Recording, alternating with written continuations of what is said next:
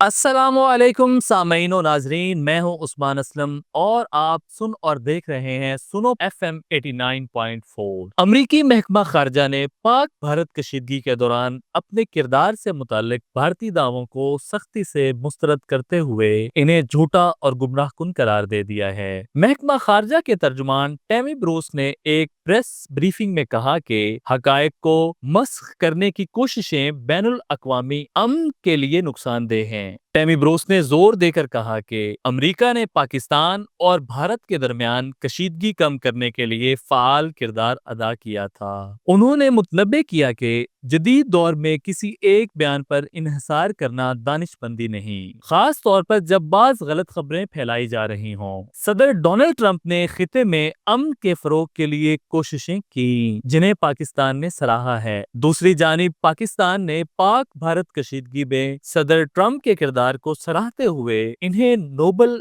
امن انعام کے لیے نامزد کرنے کی سفارش کی ہے۔ خطے میں امن کے لیے بین الاقوامی تعاون کی اہمیت کو اجاگر کرنا سفارتی سطح پر پاکستان کے موقف کی مضبوطی سمجھا جا رہا ہے۔ وائٹ ہاؤس نے بھی اس نامزدگی کو قدر کی نگاہ سے دیکھا ہے۔ بھارتی وزارت خارجہ نے امریکی بیان کو غیر ضروری مداخلت قرار دیتے ہوئے کہا ہے کہ پاکستان دہشت گردی کی حمایت کرتا ہے اور امریکہ کو اس حقیقت کو تسلیم کرنا چاہیے۔ تاہم امریکہ نے بھارت کے اس موقف پر کوئی تبصرہ کرنے سے گریز کیا ہے۔ اس معاملے نے ایک بار پھر پاک بھارت تعلقات میں امریکی کردار کو اجاگر کیا ہے، جبکہ پاکستان نے امریکی کوششوں کو سراہا ہے۔ بھارت اسے اپنے اندرونی معاملات میں مداخلت سمجھ رہا ہے۔ مستقبل میں خطے کی سلامتی کے لیے امریکہ کا کردار اہم ہو سکتا ہے۔